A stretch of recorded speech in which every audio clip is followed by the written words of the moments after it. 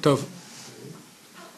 Il y a plusieurs midrashim dans Chazal qui disent qu'il y a 4 royautés à laquelle le peuple d'Israël sera confronté durant l'exil. Bavel, Babylone, celle qui a détruit le temple de Jérusalem, remplacée ensuite par la Perse, ensuite la Grèce, ensuite Édom, c'est Rome, mais après par extension tout le monde occidental. Et très souvent les grands empires européens prétendaient être la suite de l'Empire romain. Le Saint-Empire romain byzantin, le Saint-Empire romain germanique, les nazis avaient les emblèmes des Romains, les Américains aujourd'hui l'emblème des Romains aussi, l'aigle. Il y a un ou deux midrashim, dont le plus vieux de tous les midrashim qu'on verra beaucoup ce soir, Pirkei de Rabbi Eliezer. Rabbi Eliezer, c'est le seul rabbin à propos duquel il écrit Rabbi Eliezer Agadol, le grand Rabbi Eliezer. Premier rabbin qui citait dans la Mishnah, premier rabbin qui citait dans la Gemara. La Kabbalah dit que c'était un Gilgoul de Moshe Rabbeinu, un grand monsieur. Il a écrit un midrash qui s'appelle Pirkei de Rabbi Eliezer, qui d'ailleurs existe en français, édition Verdier, qui est peut-être le plus vieux de tous les midrashim que nous avons. Il date d'il y a 2000 ans. Et là-bas, au chapitre 28, il cite un verset de la Torah qu'il va commenter de façon allégorique, c'est un midrash. Ce verset se situe, c'est Brit Ben Amtarim, l'alliance littéralement des morceaux, l'alliance que pratique Hachem avec Avraham Avinu, lui disant qu'il fera sa Brit Mila et qu'il lui donne la terre d'Israël, lui à toute sa descendance, que sa descendance sera le peuple élu, etc., etc. C'est la première fois où vraiment il y a une alliance qui est conclue entre Hachem et Avraham Avinu. Et durant cette alliance, donc il coupe des animaux en morceaux et il y a une sorte de torche qui passe entre les morceaux, c'est l'alliance, et tout à coup, il y a une torpeur qui tombe sur lui. Et le verset dit la chose suivante: le soleil étant sur son déclin, une torpeur s'empara d'Avram, tandis qu'une épouvante, une grande obscurité tomba sur lui. Obscurité, épouvante, tombe sur lui. Et en fait, chacun des termes d'une partie de ces versets, le mot épouvante, grande obscurité, tomba sur, va être commenté par Bézer Hagadol, le grand Bézer. Qu'est-ce qu'il dit? Il dit une épouvante, il s'agit de la 4e royauté, donc c'est Édom, l'Occident, pour de laquelle il est dit dans Daniel va dire, il aura une vision prophétique et il verra 4 grands animaux. Le 4e animal, c'est le suivant. Ensuite, je regardais encore au cours de ma vision nocturne, et voici une 4e bête, formidable, épouvantable, extrêmement puissante. Elle avait des puissantes dents de fer, elle dévorait et broyait ce qu'elle blessait, elle le foulait aux pieds. Comme le monde occidental, qui était toujours fort du moins stratégique, le fer, d'accord, qui va et il a des dents de fer, il dévore et il broie. C'est marqué qu'elle était épouvantable. Donc il fait rapport entre une épouvante qui s'abat sur Abraham et cette royauté qui était épouvantable. Donc il va dire en fait qu'Abraham, dans cette torpeur qui lui tombe dessus, il va vivre quelque part en prémonition les grandes royautés à laquelle le peuple d'Israël va être confronté. Donc la première, c'est la 4e en fait, qui voit épouvante. Ensuite, le mot obscurité, grande obscurité tomba sur lui. Obscurité représente le royaume de Grèce qui a obscurci les yeux d'Israël en interdisant l'accomplissement des mitzvot de la Torah. C'est vrai qu'à la fête de Hanouka, on allume des bougies pour illuminer l'obscurité de l'influence négative grecque. Une grande obscurité. Le mot grande représente le royaume de Perse qui a grandement mal agi en vendant le peuple d'Israël pour une valeur dérisoire. Achashverosh, lors de l'épisode de Haman, il est prêt à vendre le peuple d'Israël à la mort pour rien, quelques sous. D'accord? Il a grandement mal agi. C'est la grande obscurité. La grande, le mot grande. Obscurité tomba sur lui. Le mot tomba représente le royaume de Babylonie par lequel est tombée la couronne d'Israël. Rapport entre tomber et la couronne d'Israël, c'est le temple qui a été détruit, la couronne d'Israël, c'est les Babyloniens qui ont détruit le temple de Jérusalem, et le mot tomba de ce verset. Ça fait 4. Nous dévoile Rabbi Eliezer Agadol qui a encore une 5e royauté. Mais c'est nouveau, il n'y en a que 4. C'est marqué que le peuple d'Israël sera confronté à 4 royautés durant l'exil. Chidouche, nouveauté de Rabbi Eliezer Agadol, il y a une 5e, mais pas durant l'exil, déjà en phase de fin d'exil. On sera déjà en partie en terre d'Israël. C'est la 5e. La 5e, c'est le mot sur, tomba sur lui. Le mot sur lui représente les Ishmaélites. Ce sur lesquels le fils de David grandira comme il est dit dans le Téhilim. On a un grand verset dans le Téhilim qui nous dit « Car l'Éternel a fait le choix de Sion. Il a voulu pour demeure. Ce sera là mon lieu de repos à jamais. Là je demeurerai car je l'ai voulu. » On parle de Sion, du temple. « Je bénirai amplement ses approvisionnements, je rassasierai ses pauvres de pain, j'habillerai ses prêtres de vêtements et de triomphe, et ses hommes pieux éclateront en cris de joie. Là, je ferai grandir la corne de David, j'allumerai le flambeau de mon oin. » Oin, c'est Meshichi, mon Mashiach. On parle de l'époque messianique. Ses ennemis, je les revêtirai de honte, et sur sa tête brillera son diadème. Sur, le mot sur qu'on a ici, sa tête brillera son diadème, c'est la couronne du Mashiach, correspond à une grande obscurité, une grande obscurité tomba sur lui. Le mot sur, qu'on a dans le verset d'Abraham Avinu, qu'il a dans cette vision nocturne, dans sa torpeur, elle correspond à Ishmaël. Car c'est sur les Bnei Ishmaël, sur les fils d'Ishmaël, que va grandir le fils de David. Donc quand nous voyons le monde Ishmaël aujourd'hui prendre de l'ampleur, c'est clair que pour nous, ça doit être une chose extrêmement heureuse. Parce qu'ils grandissent. J'étais dernièrement, il y a 2 jours, prendre une bracha d'un grand tzaddik, le Rav Moshe Tzadka. Je lui ai demandé c'est quoi le pshat. Il m'a dit, je me demandé, ça veut dire quoi? On pousse, on grandira sur Ishmaël. C'est quoi sur Ishmaël? Il dit, quand il tombe, alors on les remplace. Et on est dessus, quelque part, et dès qu'ils tombent, hop, on prend leur place. C'est exactement ce que dit, je lui dis, c'est ce que dit le Baal HaTurim. Il m'a dit oui. Le Baal HaTurim, c'est un des grands sages du Moyen-Âge, le fils du Roche, fait le commentaire suivant, qui est assez connu d'ailleurs. On a 2 versets qui sont juxtaposés. Mais en fait, on ne fait jamais le rapport entre les deux, parce qu'un est à la fin d'une paracha et l'autre au début d'une autre paracha. Mais en fait, c'est la suite quelque part. La fin de Parashat Chayei-Sarah parle de la mort de Ishmaël. Et après Chayei-Sarah et Parashat Toldot, c'est la naissance des engendrements de Yitzhak. Elle est Toldot Yitzhak ben Abraham. Voici les engendrements de Yitzhak, fils d'Abraham. C'est qui? C'est Yaakov et Esav. Les derniers versets de Chayei-Sarah sont les suivants. Le nombre des années de la vie d'Ishmaël fut de 137 ans.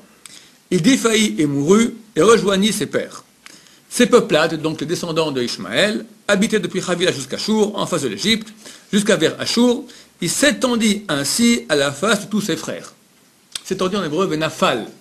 Nafal peut signifier tomber, mais signifie, dans le contexte ici, signifie s'étendre. S'étendre, c'est marqué que Rachid dit comme Amalek Nofel Ba Emek. Amalek s'installe, s'étend, il étend ses tentes dans la vallée. Donc les peuplades d'Ishmaël se sont étendus en face de tous leurs frères. Directement après, commence la paracha de Toldot. Voici les engendrements d'Yitzhak, fils d'Abraham. Abraham engendra Yitzhak. Vient le Baal HaTurim et qui dit la chose suivante. La Torah a juste apposé la phrase « Voici l'histoire des engendrements d'Yitzhak, fils d'Abraham » au verset précédent. Il s'étendit ainsi à la face de tous ses frères. Pour nous dire que lorsqu'Ishmaël s'étendra, c'est-à-dire tombera, le sens nafal, tomber, à la fin des temps, se lèvera le Mashiach qui fait partie des engendrements d'Yitzhak, fils d'Abraham. Donc quand tu vois Ishmaël qui tombe, ça veut dire que Mashiach est tout proche. Il est clair que nous sommes en train de vivre maintenant des choses bizarres. Tout à coup, bizarrement. Ça commence en Tunisie, mais ça s'épand comme une traînée de poudre. Tout le monde Ishmaël, même maintenant il paraît en Chine, ça commence, et encore d'autres pays, en Corée. Mais surtout Ishmaël. Et la répression, aujourd'hui, en Libye. C'est bizarre, c'est bizarre. Ahmadinejad, il a fait un discours. Il a dit, c'est la main de Dieu. Non, Dieu, c'est la main de Dieu, on est d'accord là-dessus. Lui dit, c'est certainement maintenant pour que le 12e imam, le Mahdi, c'est quoi? Le Mashiach des chiites se dévoile. Nous aussi on dit ça. Sauf que la différence entre lui et nous, c'est quoi? Que lui, c'est un assassin qui a tué des millions de gens, d'accord? Et que nous, on essaie au contraire d'être des vrais serviteurs de Hachem. En tout cas, il voit juste. Il y a ici un réveil anormal. Il y a un verset dans Isaïe, Yeshayahu, chapitre 19, verset 2, qui est extraordinaire. Qu'est-ce qu'il dit? Oracle contre l'Égypte. Voici le Seigneur, chevauchant sur un nuage rapide, arrive en Égypte. Je provoquerai des conflits entre l'Égypte et l'Égypte. Ils combattront frère contre frère, amis contre amis, ville contre ville, et royaume contre royaume. C'est de l'actualité. Petit hic quand même, Yeshayahu le prophète ne parle pas de ça. Yeshayahu le prophète, il parle à son époque. Il parle de l'époque, il y a 3000 ans, le roi de Babylone viendra contre l'Égypte. Mais néanmoins, on voit très souvent que Chazal utilise des paroles des prophètes qui sont dites dans certains contextes, au niveau du drash, façon allégorique pour un autre contexte aussi. Donc on n'a aucun problème, nous, à prendre maintenant ce verset et dire, regardez, c'est extraordinaire, comme ça correspond. Qu'est-ce qui se passe maintenant en Ishmaël? Cette révolte. Est-ce que c'est un moment où ils vont grandir énormément et peut-être partir en guerre? Ou bien non, c'est peut-être la fin de Ishmaël. J'ignore. Je ne sais pas ce qui est en train de se passer. Ça se peut que d'un côté, on peut dire les royaumes sont en train de s'affaisser. Et le Maharal de Prague dit qu'avant que le Mashiach vienne, tous les royaumes doivent s'affaisser. Pourquoi? Avant que vienne le royaume de Hachem, il faut que toute autre royauté disparaisse. C'est peut-être un des sens à cela. Ou bien au contraire, on va dire c'est le moment où maintenant il va commencer à grandir beaucoup Ishmaël. Pourquoi? Parce qu'une fois que tous ces royaumes tyranniques disparaissent, le peuple, qu'est-ce qu'il fait? Aujourd'hui, pourquoi il se révolte? On leur promet du pain, on leur promet de l'argent. Il croit, ok, à court, moyen terme, lorsqu'il n'y a plus une main directrice solide, ça part en cacahuète. Ça va être l'anarchie totale. Le seul moyen qu'auront les dirigeants de récupérer maintenant toute cette énergie pour pas que ça soit un grand cataclysme social, c'est fédérer toute la population, djihad. On va partir contre Israël.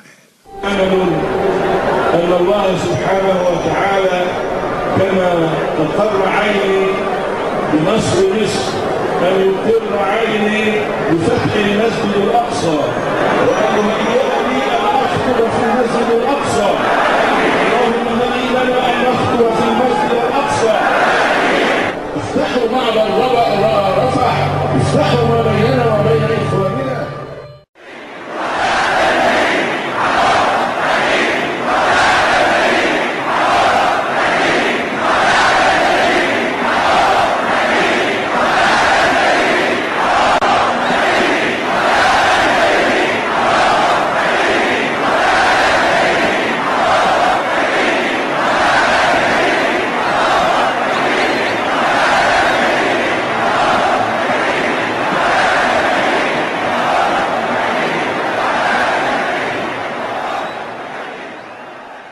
Ça fait peur.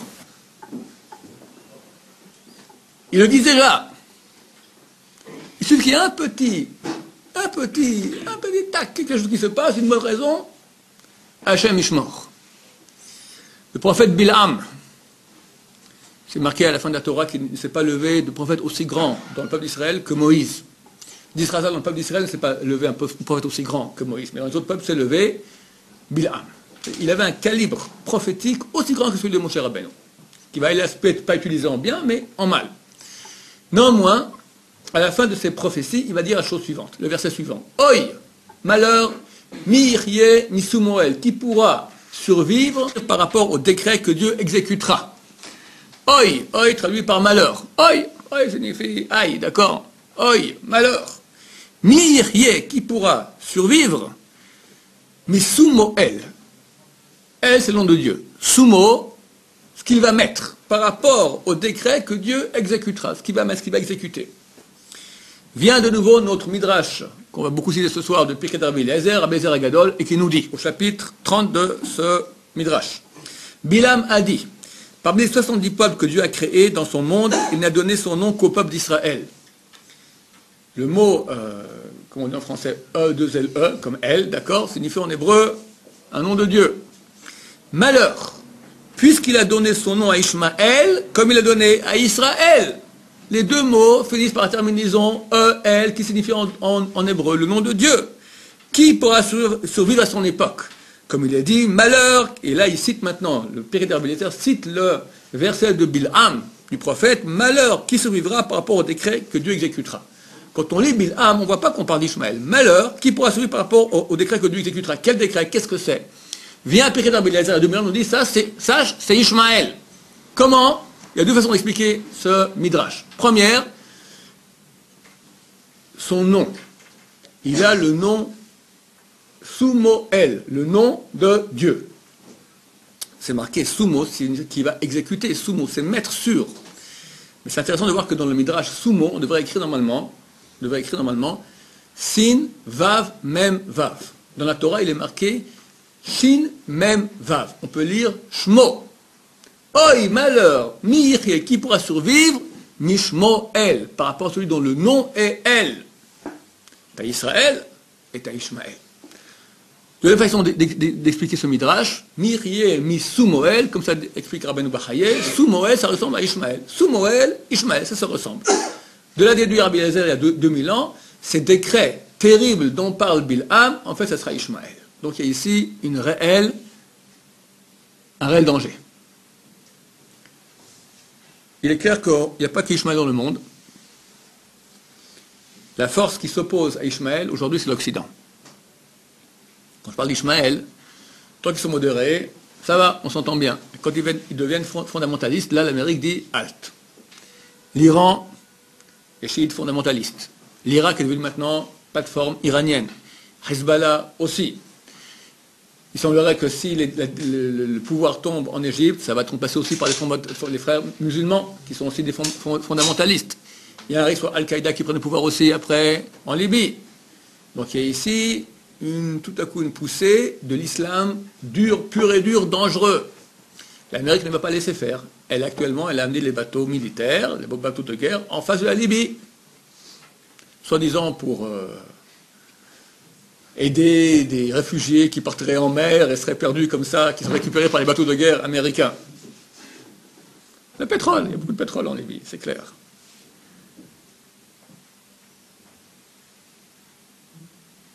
Il semblerait qu'il est inévitable que le monde arrive à un conflit entre l'Occident et l'islam fondamentaliste. Pour Ahmadinejad, les ennemis du monde, c'est les sionistes et les Américains. Pour les Occidentaux, les ennemis du monde, ce sont Ahmadinejad et co. Ahmadinejad n'est pas un pacifiste. Il a dernièrement acheté pour plus de 60 milliards d'armements.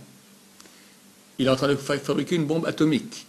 Il est impossible qu'il s'arrête.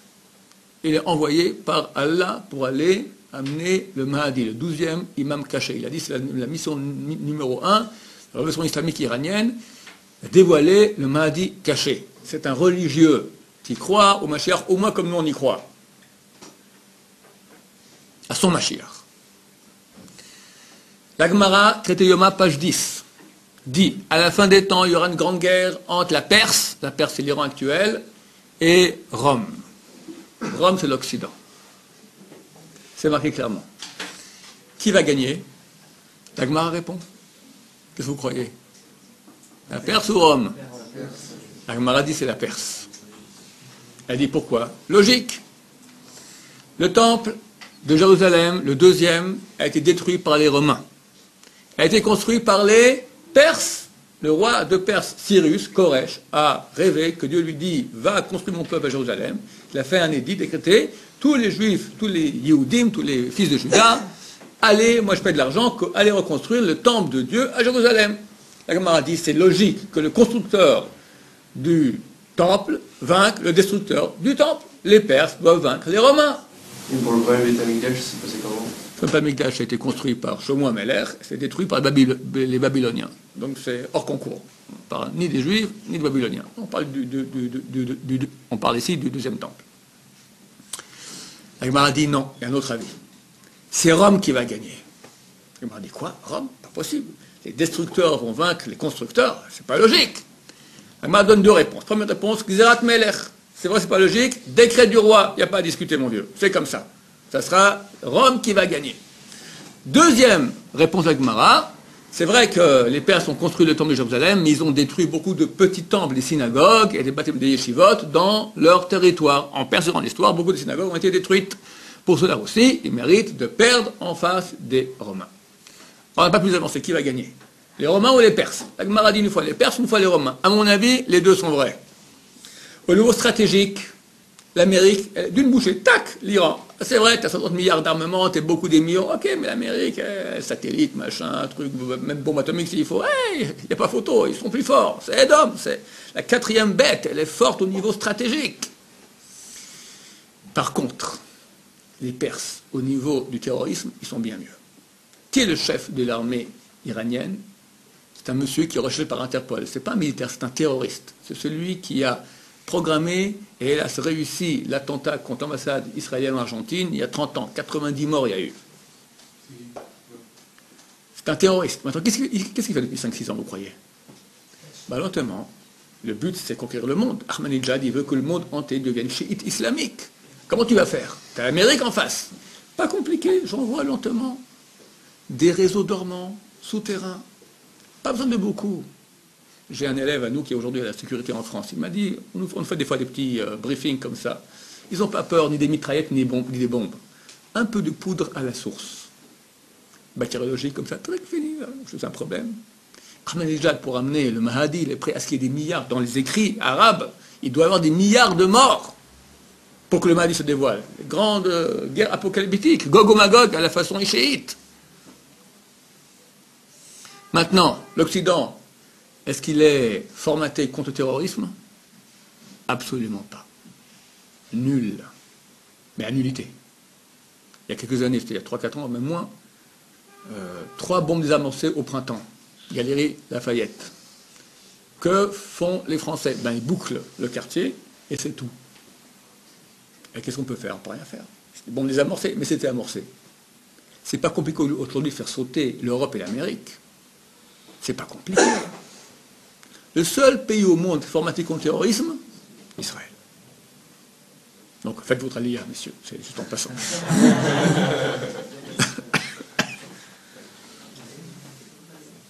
À mon avis, si le conflit éclate, et il semblerait que c'est inévitable, ça va être terrible des deux côtés.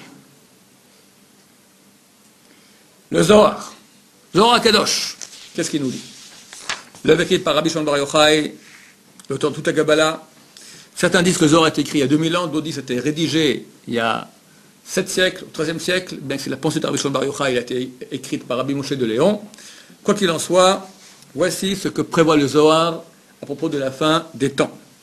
Les fils d'Ishmaël domineront la terre sainte pendant longtemps alors qu'elle sera vide. De même que leur Brit Mila est vide et imparfaite. Lorsque Abraham fait la Brit Mila, lors du Brit Ben Abtarim, de l'alliance des morceaux, Dieu lui promet la terre d'Israël, en contrepartie de la Brit Mila. C'est marqué un peu dans quelques lignes auparavant dans le Zohar, que l'ange d'Ishmaël est venu vers lui, il lui a dit, c'est pas juste. Pourquoi tu donnes la terre d'Israël? Pourquoi est-ce que tu as comme peuple élu le peuple d'Israël parce qu'ils font la Brit Mila? Les Ishmaélites aussi font la Brit Mila. Tu diras d'abord, ils la font plus tard, beaucoup plus tard, donc au 8e jour, eux attendent quelques années. Deuxièmement, ils ne font pas la Brit Mila comme il se doit. Ils font différemment que ce que nous on fait. Alors Ishmaël dit, ok, mais ils font quand même quelque chose. Ils ont droit à quelque chose. Dieu leur dit, ok, c'est vrai. Branchez avec moi, avec le peuple, lui, ils ne seront pas.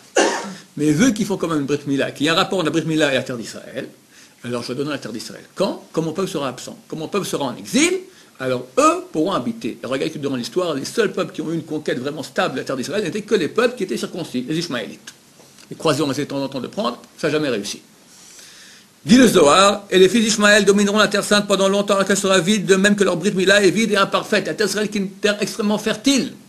Bizarrement, durant toute l'occupation ishmaélique, elle reste désertique. Pourquoi? Parce que leur Brit Mila, elle est vide de sens, c'est pas de contenu, elle est imparfaite. Donc la terre, elle reste vide. Et ils empêcheront les fils d'Israël d'y retourner jusqu'à ce que s'épuise ce mérite des fils d'Ishmaël.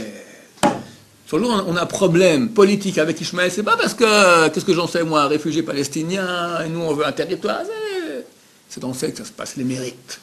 Combien nous on a de mérites au niveau de la Brit Mila, messieurs? C'est pas Brit Mila, c'est pas seulement couper, c'est tout. C'est combien tu gardes ta Brit Mila. Et les dames, à quel point elles sont tignotes. C'est ça, là est la bataille. Ils ont un mérite.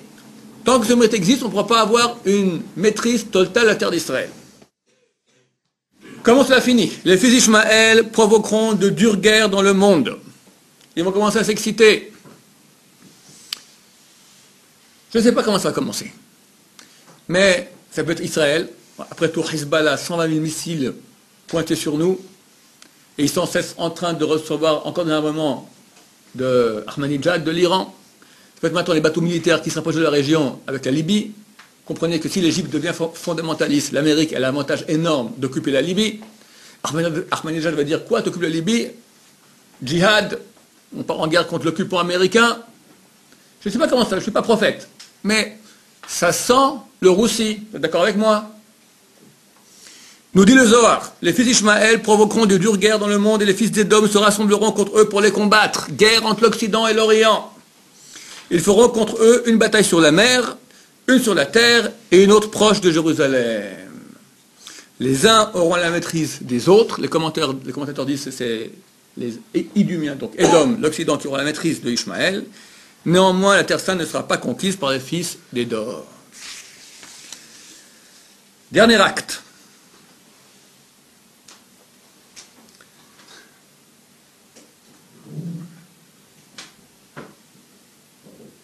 Midrash Yalkut Shimoni sur Yeshayahu, chapitre 499.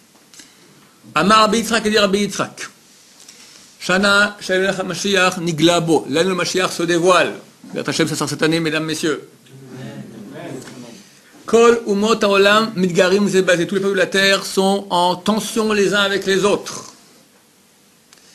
Melech Paras, le roi de Perse, est en tension avec Melech Arabi, le roi d'Arabie. C'est qui le roi de Perse? L'Iran, Ahmadinejad. C'est qui le roi d'Arabie? L'Arabie Saoudite, ce sont des sunnites, qui eux, dernièrement, ont fait le plus grand achat d'armes de l'histoire, 80 milliards. Il y a quelques mois, Ahmadinejad a fait 60 milliards, l'Arabie Saoudite c'est comme ça, ils ont fait 80 milliards. Ça va barder. L'Arabie Saoudite demande de l'aide de qui? L'Amérique. Dit le Midrash, mesdames, messieurs, il y a 1500 ans, Oler, Melech, Arabi, Litol, Etzam et Edom. Va prendre conseil chez Edom. Help! Choser Melech Paras, revient le roi de Perse. C'est quoi revient? Je vais expliquer comme ça. Ahmadinejad, il y a 2 ans, il y avait les élections en Iran. On lui donnait 2% des voix dans les prévisions, dans les sondages. Abacadabra, il n'a pas eu 2%. C'est 2% qu'il n'a pas eu. Il a eu 98%. Magouille. Putsch.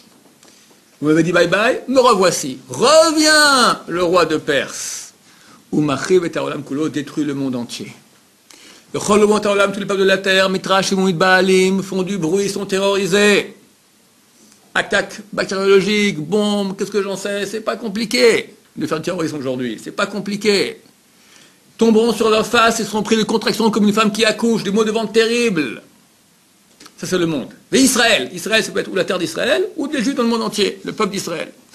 Mitrash et Moumid Baalim sont terrorisés, font du bruit. C'est pas marqué la suite, qui tombent sur leur face et sont pris de contraction comme une femme qui accouche. C'est marqué, Vomer, ils vont dire, les An Nabo Benelech, les An Nabo Benelech. Où aller, où venir, où aller, où venir. Qu'est-ce qu'on fait? Jérusalem, c'est la cible du monde entier. El-Aqsa, tout le monde veut venir ici. Bon, on va pas rester ici, on va au sud. C'est Gaza, avec les Égyptiens maintenant qui rentrent là, le Hamas, ils envoient des Qassam, des missiles. Bon, on va dans le nord, Hezbollah, 120 000 missiles iraniens. Bon, on va où? Après la Jordanie, on peut pas non plus. Bon, on va en France, au moins tranquille en France. Tu parles, des millions d'armes dans les rues, morts aux Juifs, guerre bactériologique. On va où? Je sais pas moi, on va aller au Canada, là-bas aussi ça va plus du tout. On va en Guadeloupe, là-bas ils sont avec des hachettes contre nous. Capote. Où aller, où venir, où aller, où venir. Omer Lahem, il leur dit, Banaï, mes enfants, Mipnematem mityarim, pourquoi vous avez peur? Altira, ou n'ayez pas peur. Kol Macha, il dit tout ce que j'ai fait, là c'était la Bishlechem, je l'ai fait que pour vous. Mipnematem mityarim, pourquoi vous avez peur? Altira, ou n'ayez pas peur. Et Gia, Zman, Geulatrem, le temps de rédemption est arrivé, l'époque messianique. Les gens disent que je fais peur aux gens. Alors je dis tout de suite, n'ayez pas peur. Hachem nous dit dans le Midrash il y a 1500 ans, n'ayez pas peur. Donc on reste cool. Les gens disent non mais c'est terrible. Si Dieu dit il y a 1500 ans dans le Midrash, n'ayez pas peur, ça veut dire que ça va être terriblement terrorisant. Bon, alors c'est une question de foi en Dieu, de bitachon. B'ezrat Hashem, la Géoula est très très proche. Qu'est-ce qu'on doit faire? Qu'est-ce qu'on doit faire pour que cet accouchement se passe sans douleur? On voit qu'ici Ishmaël est en train de se réveiller et sème la panique dans le monde entier. Va être la cause de conflits, c'est clair, on s'approche de cela. La solution se trouve dans le nom même de Ishmaël. De nouveau, on finira avec cela ce soir, Piquet Rabbi Eliezer, écrit il y a 2000 ans.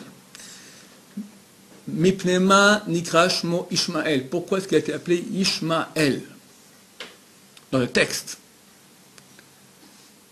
Ishmaël signifie que Dieu écoutera.